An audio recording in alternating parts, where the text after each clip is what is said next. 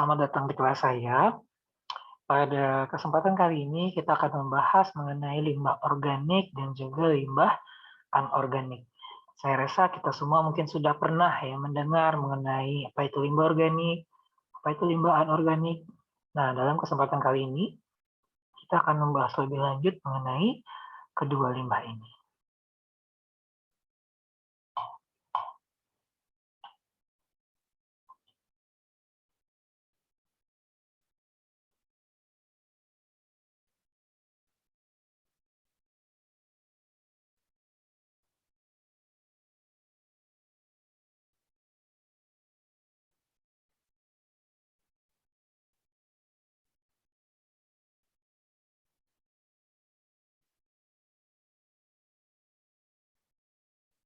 Oke, kita lanjut. Ini adalah kondisi terkini ya saat ini. Bagaimana bentuk limbah dan juga sampah yang ada di negara ini, gitu ya. Oke, kita kembali ke definisi. Apakah itu limbah? Limbah adalah buangan atau zat sisa yang dihasilkan oleh kegiatan manusia dan juga dari suatu proses produksi yang berasal dari pabrik, industri, maupun domestik atau rumah tangga yang dikenal dengan istilah sampah. Jadi sampah itu termasuk limbah.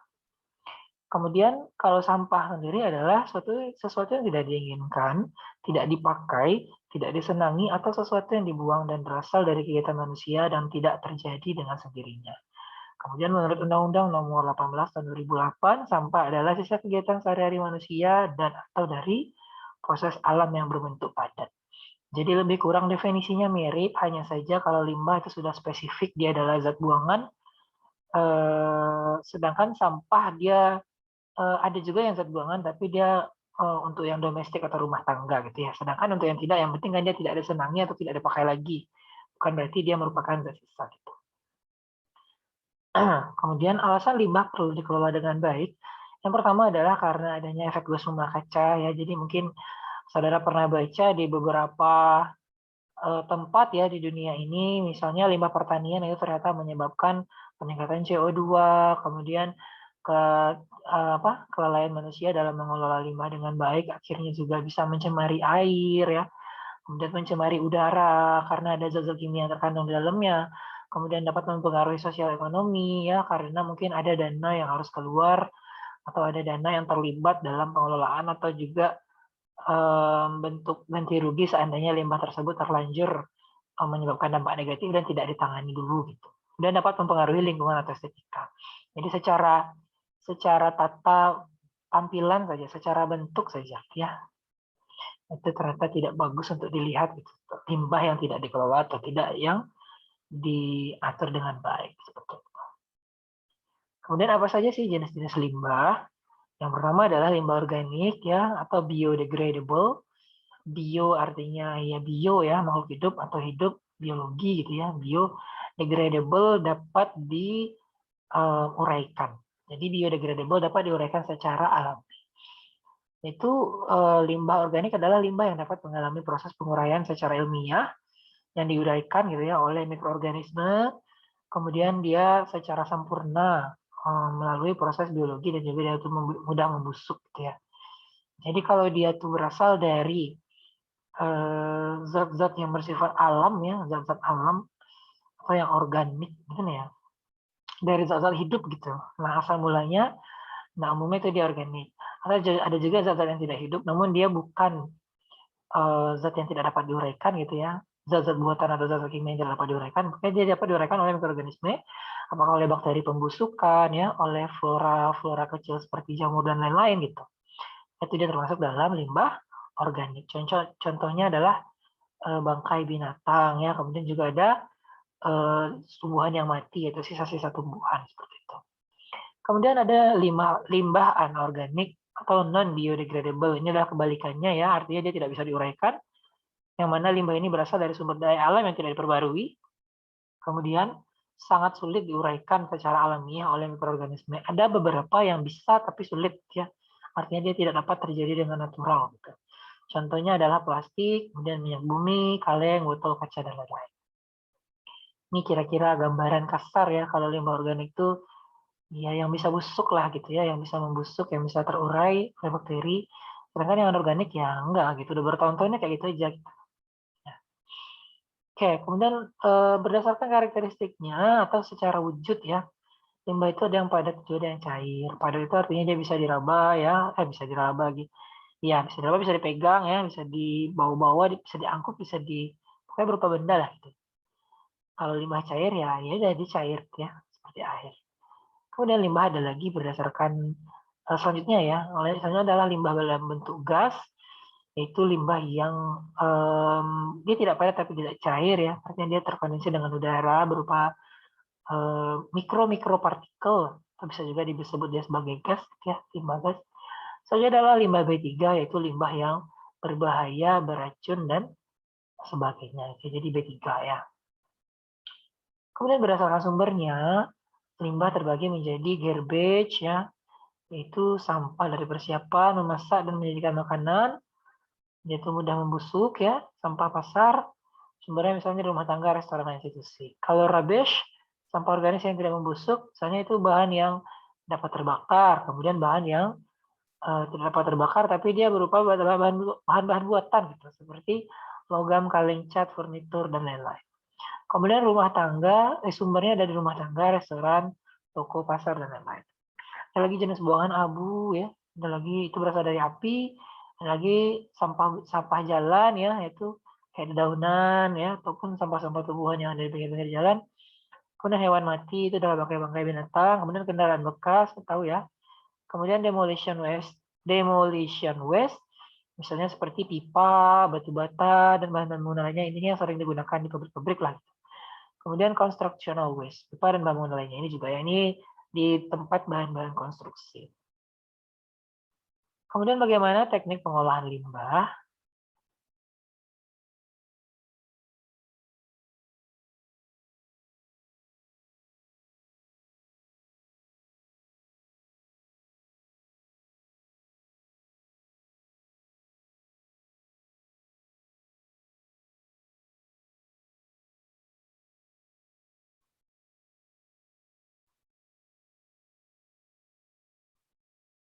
Ya, yang pertama adalah proses konversi termal, yaitu dapat dicapai melalui beberapa cara, yaitu insinerasi. Insinerasi ini pembakaran dengan menggunakan teknik tertentu ya. Kemudian pirolisis dan gasifikasi. Insinerasi pada dasarnya adalah proses oksidasi bahan-bahan organik menjadi bahan anorganik. Prosesnya sendiri merupakan reaksi oksidasi cepat antara bahan organik dan oksigen. Apabila berlangsung secara sempurna, kandungan bahan organiknya H dan C ya, yang ada dalam sampah akan dikonversi menjadi gas karbon dioksida, CO2, dan juga uap air. Unsur-unsur penyusun sampah lainnya seperti belerang dan nitrogen akan dioksidasi menjadi oksida-oksida dalam fase gas seperti SOX atau NOx yang terbawa di gas produk. Ya, kemudian yang kedua adalah pirolisis, itu proses konversi juga, itu bahan organik padat melalui pemanasan tanpa kehadiran oksigen. Jadi dipanaskan tanpa ada oksigen. Kalau yang tadi kan ada oksigen ya, dibakar. Kali ini tidak. Dengan adanya proses pemanasan dengan temperatur tinggi, molekul-molekul organik yang berukuran lebih besar akan terurai menjadi molekul organik yang kecil dan lebih sederhana. Hasil pirolisis dapat berupa larutan asam asetat, metanol, padatan cer, dan juga produk. Kemudian adalah gasifikasi ya, itu proses konversi termokimia padatan organik menjadi gas. Kemudian gasifikasi melibatkan proses perengkahan dan juga pembakaran tidak sempurna pada temperatur lebih tinggi. Seperti halnya pirolisis, proses gasifikasi menghasilkan gas yang dapat dibakar dengan nilai kalori sebesar 4.000 kJ per Newton. Kemudian konversi biologis. Nah, ini seperti namanya ya. Itu dapat dicapai dengan digestion secara anaerobik atau biogas atau tanah uruk atau landfill. Biogas adalah teknologi konversi biomassa menjadi gas dengan bantuan mikroba anaerob. Jadi kuncinya di sini adalah mikroba anaerob ya. Proses biogas menghasilkan gas yang kaya akan metana dan sluri.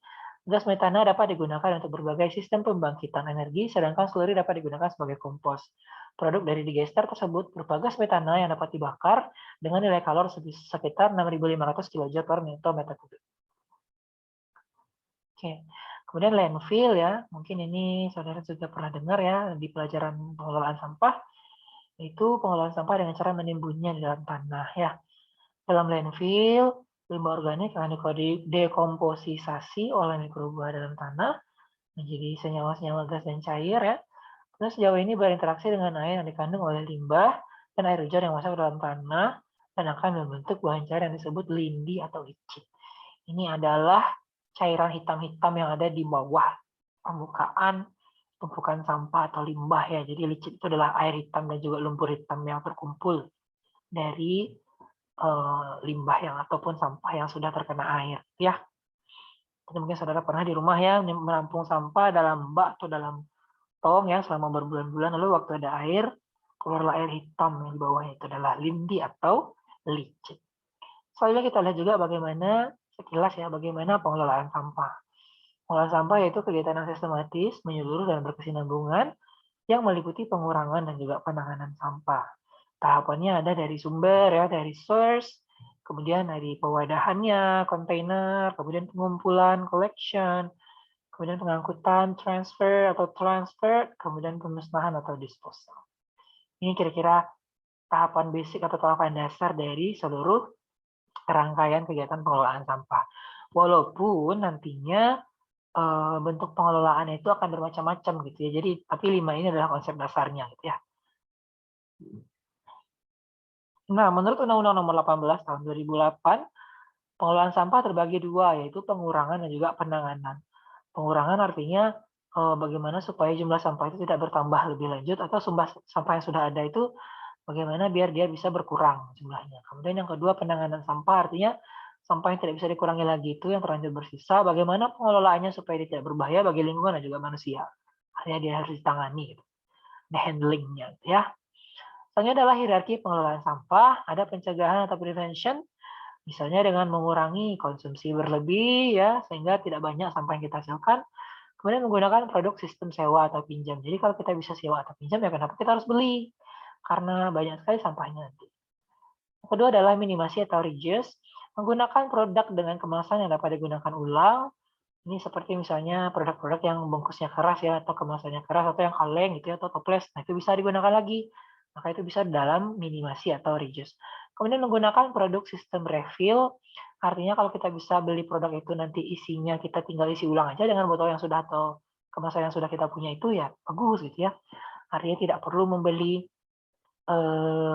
produk yang sama dengan kemasan-kemasannya lagi, jadi tidak ada penumpukan jumlah kemasan gitu ya. Sama seperti Anda beli minuman mineral di warung ya 2 botol, 5 botol misalnya. Maka sampahnya kan sudah 5 tuh. Sedangkan kalau saudara pakai sistem refill, misalnya kita makan atau minum di restoran ya, saya cuma bayar 1 gelas saja, tapi nanti kita tambah sampai berapa kali pun nggak apa-apa, karena gelasnya masih yang sama gelasnya, gitu ya. Cuma isinya aja ditambah-tambah. Kemudian ada pemanfaatan kembali atau reuse, ya sama seperti fungsinya ya, itu memanfaatkan kembali barang-barang yang sudah tidak dipakai lagi itu, kemudian menyumbangkan barang bekas ke pihak yang dapat memanfaatkan, seperti misalnya ke panti asuhan, kemudian ke rumah singgah, dan lain-lainnya. Soalnya adalah daur ulang atau recycling. Ini adalah teknik pengelolaan sampah yang paling populer ya, yang saya ingat. Itu mengubah bentuk dan sifat sampah melalui proses bio, kimia, fisika, menjadi produk baru. Jadi sampah basah, misalnya sampah basah ya dari tumbuhan ataupun hewan diolah menjadi kompos. Kemudian sampah plastik diolah menjadi pelet dan sebagainya. Ini bukan pelet makanan ya, tapi pelet tempat-tempat wadah gitu. Kemudian perolehan energi atau energi recovery. Mengubah sampah melalui proses biologi, fisika, dan kimiawi menjadi energi seperti misalnya insenerasi ya, pirolisis, gasifikasi itu kan mengelola sampah sehingga dia menjadi sumber energi baru atau menghasilkan energi baru. Serta biogas. Biogas itu sampah atau limbah yang tadi itu dikelola secara anaerob, nantinya akan dihasilkanlah gas yang dapat digunakan apakah dia sebagai bahan bakar ataupun sebagai yang lainnya gitu ya. Jadi dia bersifat biogas. Kemudian adalah pembuangan akhir atau final disposal. Ini adalah sisa sampah yang tidak dapat diapa-apakan lagi ya, artinya memang sudah yang paling final lah gitu. Nah, makanya disebut pembuangan akhir atau disposal. Next, bagaimana tahapan pengelolaan sampah? Yang pertama adalah pencegahan pengurangan sampah dari sumbernya. Ini sama dengan limbah tadi ya, lebih kurang bedanya adalah kalau yang tadi itu spesifik sampah mungkin kayak lumpur, air comberan juga termasuk dipikirin gitu ya. Sedangkan kalau yang mengelola sampah, itu memang fokus bagaimana supaya sampah itu mengolah tambah banyak atau juga bagaimana supaya tidak semakin meningkat gitu ya. Kemudian yang kedua adalah pemanfaatan kembali atau reuse tadi ya, tadi sudah sampaikan. Jadi menggunakan sampah itu kembali seperti composting ya, sampah-sampah busuk dari daunan tumbuhan dijadikan kompos. Kemudian untuk sampah anorganik yang tidak bisa membusuk, bisa dijadikan kerajinan misalnya ya, bisa dijual lagi atau dipajang. Contohnya misalnya dari gelas air mineral yang digunting-gunting itu bisa jadi pajangan di dinding ya, seperti itu. Kemudian pemanfaatan kembali secara tidak langsung, misalnya dengan menjual barang bekas tersebut sehingga menghasilkan uang. Beberapa jenis minuman mineral itu memang kemasannya lumayan mahal ya dibeli oleh pengepul. Jadi akhirnya makin banyaklah gembel yang juga mengumpulkan botol-botol tadi itu gitu untuk diberikan kepada pengepul. Kemudian selanjutnya adalah tahap pembuangan sampah akhir. Sisa sampah yang tidak dapat dimanfaatkan secara ekonomis baik dari segi kegiatan composting maupun pemanfaatan sampah anorganik jumlahnya mencapai 10%. Harus dibuang ke tempat pembuangan sampah akhir atau TPA.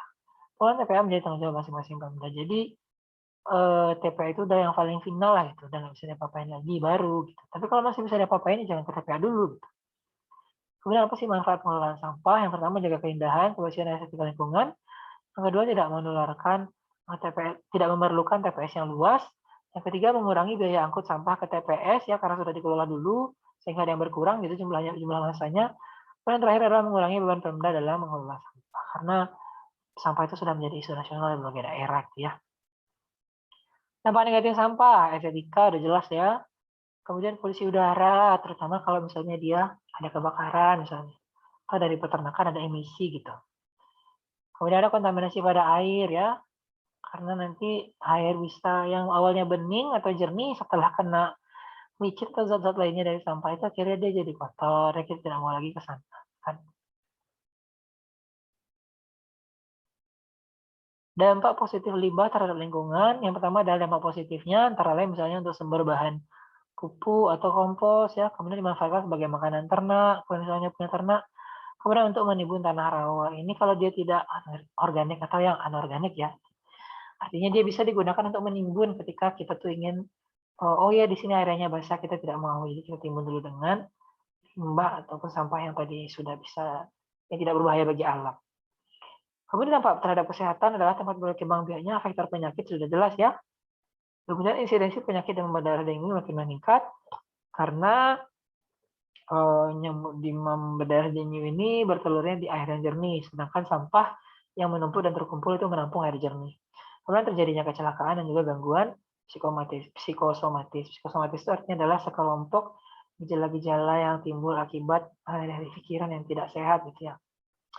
Baik, Bapak rasa demikian saja ya yang dapat disampaikan pada kesempatan kali ini. Mudah-mudahan semuanya dapat memahami dan mengerti dengan baik materi awal setelah UTS ini. Dan sampai jumpa lagi di kelas saya yang selanjutnya. Terima kasih.